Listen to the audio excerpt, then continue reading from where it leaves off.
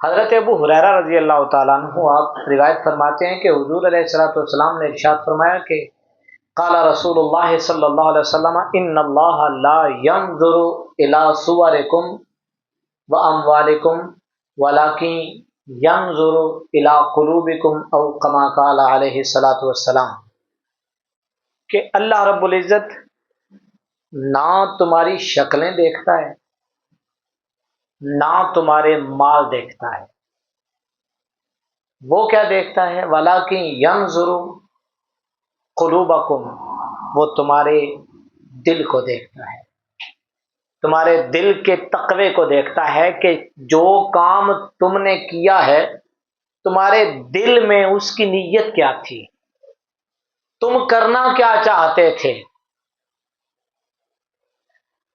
اخلاص کی ہماری زندگی میں اتنی کمی ہو گئی ہے کہ موجودہ دور میں تو کوئی 10 روپے بھی دے نا، اس کی کوشش ہوتی ہے کوئی ایک آدھا کیمرہ مین سامنے ہو جو اس کی تصویر لے کر دنیا کو دکھا دے کہ حضرت صاحب نے 10 روپے فلاں کو دیے تھے۔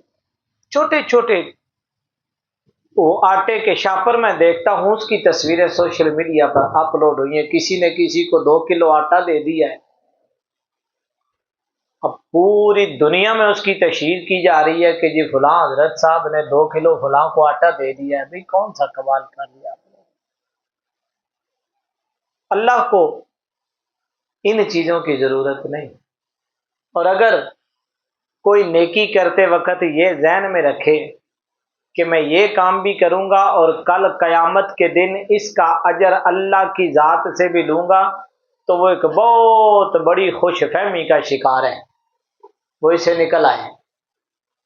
اس لیے کہ انما الاعمال بالنیات، تمہارا ہر عمل تمہاری نیت کے اوپر کھڑا ہے۔ دیکھا جائے گا کہ جب تم نے کوئی بھی عمل کیا تھا اس کے پیچھے تمہاری نیت کیا تھی۔ تمہاری نیت تھی کہ 4 بندے واہ واہ کریں، انہوں نے واہ واہ کر دی، جس چیز کی تم تمنا رکھتے تھے اللہ نے وہ تمنا دنیا میں پوری کر دی۔ 4 لوگوں نے کہہ دیا واہ واہ جی حضرت صاحب بڑے سخی ہیں، حاجی صاحب بڑے باکمال آدمی ہیں، بڑے سخی آدمی ہیں۔ بس آپ چاہتے تھے لوگ سخی کہیں، لوگوں نے سخی کہہ دیا، آپ کے ذہن میں جو اجر چاہیے تھا آپ کو وہ آپ کو مل گیا۔ اگر نیکی آپ نے اللہ کے لیے کی ہے تو وہ تو رات کی تاریکی میں بھی کی جا سکتی ہے، وہ کسی کو بتائے بغیر بھی کی جا سکتی ہے، وہ کسی کو دکھائے بغیر بھی کی جا سکتی ہے، وہ بغیر تصویر اور ویڈیو کے بھی کی جا سکتی ہے۔ کیا ایسا ممکن نہیں کہ کوئی شخص رات کی تاریکی میں کسی آدمی کے گھر میں اس انداز سے راشن پہنچا دے کہ گھر والے کو بھی پتہ نہ چلے کہ کہاں سے آیا ہے؟ ممکن ہے؟ نہیں کرتے ہم، کیوں؟ پتہ کسی کو نہیں چلنا جی کہ ہم نے نیکی کی ہے، کیونکہ ہماری نیت تو یہ ہے کہ کوئی دیکھے۔ اب یہاں تھوڑی سی سخت بات ہے اور میں تھوڑے سے نرم لہجے میں کر کے گزر رہا ہوں، میسج آپ نے وہاں سے لے لینا ہے۔ ایک تو یہ ہے کہ کوئی اور نہ دیکھے، یہ بھی بہت بڑا کام ہے۔ ایک یہ ہے کہ جس کو آپ دے رہے ہیں اس کو بھی پتہ نہ چلے کہ کس نے دیا ہے، یہ اس سے بڑی نیکی ہے۔ تو یہ بہت کم لوگ ہیں جو کرتے ہیں۔ باقیوں سے تو چھپا لیا، لیکن جس کے ساتھ نیکی کی اس کو جا کے بتا دیا، تاکہ کم از کم وہ تو احسان کے نیچے دبا رہے گا، کم از کم وہ تو سر اٹھا کے ہمارے سامنے بات نہیں کر سکے گا، کم از کم وہ تو ہمارے سامنے سر اٹھا کے جی نہیں سکے گا، یا کم از کم اگر زندگی میں ہم کوئی اسے کام کہیں گے تو وہ شرم کے مارے حیا کے مارے وہ کام ضرور کر دے گا کہ یہ ہمارے مخلصین میں سے ہیں اور یہ ہماری مدد کرتے ہیں۔ چلو اور تو کسی کو نہیں پتا چلا، اگر پیچھے نیت یہ تھی کہ کبھی ہمارے کام کرے گا تو آپ نے گویا پھر اس کو مزدوری دی ہے۔ آپ کے ذہن میں یہ نیت ہے کہ اس کی وجہ سے یہ ہمارے کام کرے گا۔ چھوٹے موٹے معاملے ویسے وہ اخلاقاً کرتا ہے تو یہ تو بڑی بات ہے، لیکن اگر آپ کے ذہن کے اندر یہ نیت ہے تو تب بھی آپ نے یہ ضائع کر دیا ہے۔ اس لیے ہر عمل کے پیچھے اخلاص کو لازم پکڑیں۔ یہ جسم ہے نا، اس جسم کے کچھ اعضاء ظاہری طور پر آپ کو نظر آ رہے ہیں، لیکن یہ تو سارے جانتے ہیں نا کہ ایک چیز ایسی ہے جس نے ہم سب کو چلایا ہوا ہے، جسے آپ روح کہتے ہیں۔ اب نظر تو وہ کو نہیں آتی، لیکن اگر وہ نہ ہو تو ہم بھی نہیں ہیں۔ تو بہت ساری ایسی چیزیں ہیں کہ جو نظر تو نہیں آتی لیکن نظام انہی کی وجہ سے چل رہا ہے۔ اخلاص کی کسی بھی کام میں وہی اہمیت ہے جو جسم کی روح کے ساتھ ہے۔ اگر روح باقی ہے تو جسم باقی ہے، اگر روح باقی نہیں رہی تو وہ جسم اٹھا کے گڑھے کے اندر اور ڈال کے مٹی پھینک کے آ جاتے ہیں، اب یہ رہنے کے قابل نہیں رہا۔ بالکل اسی طرح عمل فائدے مند تب ہی ہوگا جب آپ اپنی نیت کا قبلہ درست کریں گے اور اس کے پیچھے اپنا اخلاص ضرور رکھیں گے۔ جس طرح اکثر وہ واقعہ میں کہتا رہتا ہوں کہ حضرت جنید بغدادی وہ حضرت سری سختی کے شاگرد تھے، دور طالب علمی تھا، خود بھی بہت بڑے شیخ بنے، لیکن دور طالب علمی میں کوئی حجامت تھوڑی سی بڑی ہو گئی۔ وہ کلاس میں گئے تو استاد صاحب نے فرمایا کہ جنید یہ تمہارے بال بہت بڑے ہو گئے ہیں، ذرا یہ والے حجامت کرا کے آؤ۔ استاد بھی صاحب نظر آدمی تھے، انہیں پتا تھا یہ درویش آدمی ہے، اس کے جیب میں تو پیسے بھی نہیں ہوں گے بال کٹوانے کے لیے، لیکن وہ شاگرد بھی شاگرد تھا، تابع داری سمجھتا تھا کہ اگر استاد محترم نے فرمایا ہے تو اللہ کوئی سبب بھی پیدا کر ہی دے گا۔ تو وہ حجام کی دکان پہ چلا گیا۔ اب وہ بال کاٹ رہا تھا، پہلے سے لوگوں کے لوگ بیٹھے بھی ہوئے تھے، تو وہ جا کے کھڑے ہو گئے۔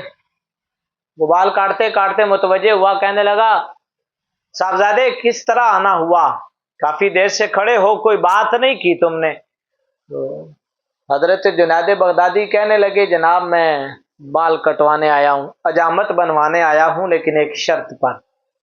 شرط پر؟ یہاں حجامت شرطوں پر نہیں ہوتی نا، یہاں تو حجامت پیسوں سے ہوتی ہے۔ تو شرط کیا ہے تمہاری؟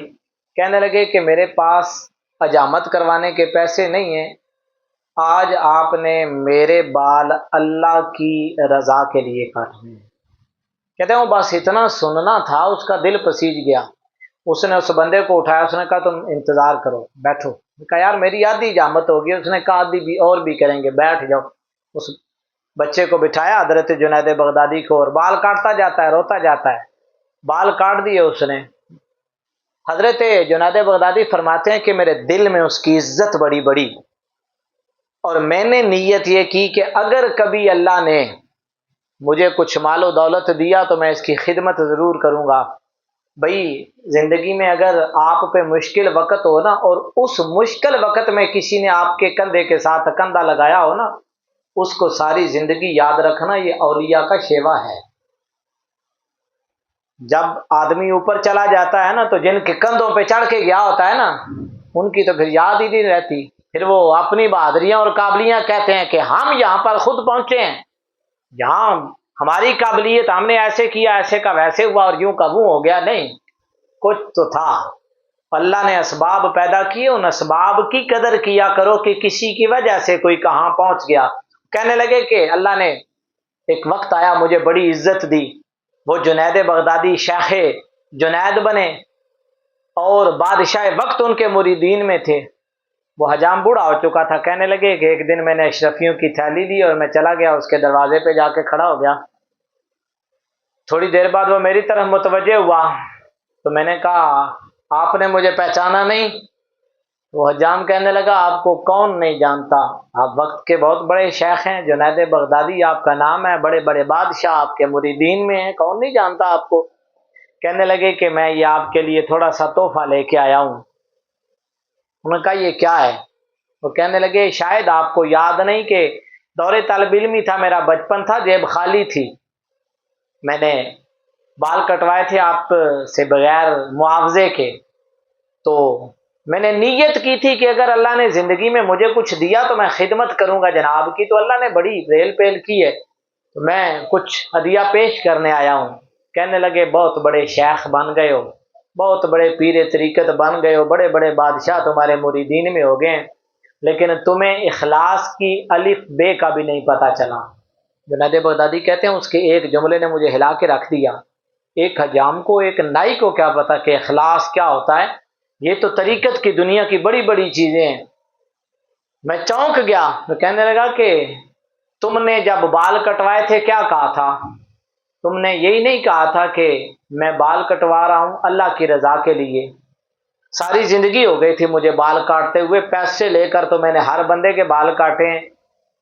میرے دروازے پر پہلی دفعہ کوئی ایسا بندہ آیا تھا جس نے کہا تھا کہ اللہ کی رضا کے لیے بال کاٹ دو، میں نے تو وہ اللہ کی رضا کے لیے کاٹے تھے، تم مجھے پیسے دینے کے لیے آ گئے ہو، اتنے بڑے شیخ بن گئے ہو، تمہیں یہ نہیں پتا چلا کہ جو کام بندہ اللہ کی رضا کے لیے کر دے نا، پھر دنیا سے اس کا معاوضہ نہیں طلب کیا جاتا۔ میں نے یہ نہیں لینے، میں نے وہ اللہ کی رضا کے لیے کر دیا تھا۔ اس لیے ہر شخص کے پاس کوئی نہ کوئی علم، فن، ہنر کچھ بھی ہے، آپ پیسے لے کر لوگوں کو سکھاتے ہیں، اپنی زندگی میں کم از کم ایک ایک شاگرد ایسا ضرور بنائیں جس سے پیسے نہ لیں، صرف اللہ کی رضا کے لیے ہو۔ اس لیے کوئی بھی کام کرتے ہوئے سب سے بڑا جذبہ جو آپ کو اس عمل کا قیامت کے دن بھی فائدہ دے گا وہ اخلاص ہے۔ اللہ رب العزت ہمیں سمجھ کی توفیق عطا فرمائے۔ وآخر دعوانا الحمدللہ۔